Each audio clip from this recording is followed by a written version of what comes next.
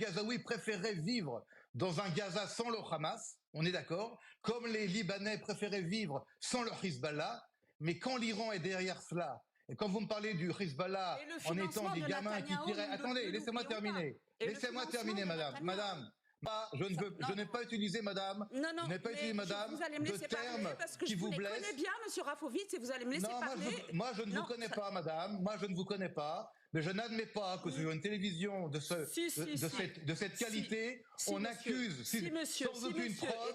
Et d'ailleurs, le massacre de Gaza a eu lieu parce que les autorités israéliennes se trouvaient en faction. Madame, vous appartenez à la propagande du Hamas.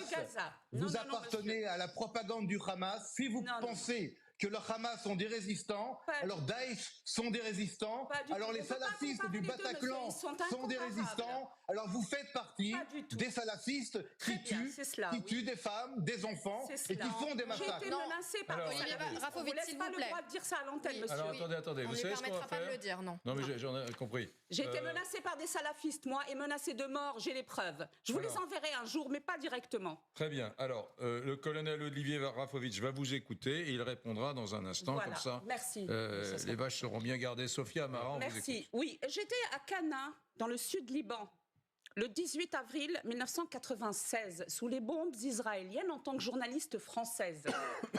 Et le centre des forces de la FINUL, le contingent fidjien, a été visé dans un centre où se trouvaient des civils et des femmes et des enfants, des vieillards. Il y a eu, ce jour-là, 980 blessés et 106 morts. J'ai failli moi-même y laisser la peau, mais moi c'est normal, c'est mon métier, j'ai choisi d'être là-bas. Et il n'y avait que des civils.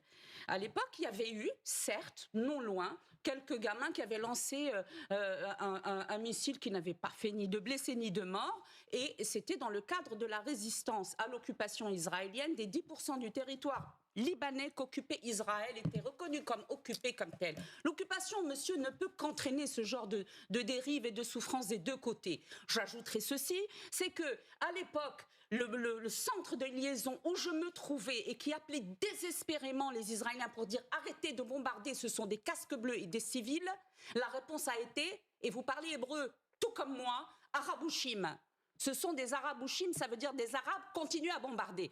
Alors votre discours qui consiste à dire nous sommes une armée honnête, et ça ne passe pas parce que nous sommes journalistes, nous sommes neutres et nous avons vu de tous les côtés, hein, je ne dis pas, mais en tout cas là, en l'occurrence, ce qui est insupportable, c'est de voir qu'on dit à une population d'être dans un lieu safe et qu'une partie d'entre elles, son action s'inscrit dans le cadre de la résistance, puisque quand il y a occupation, il y a résistance, c'est inadmissible. Sophia.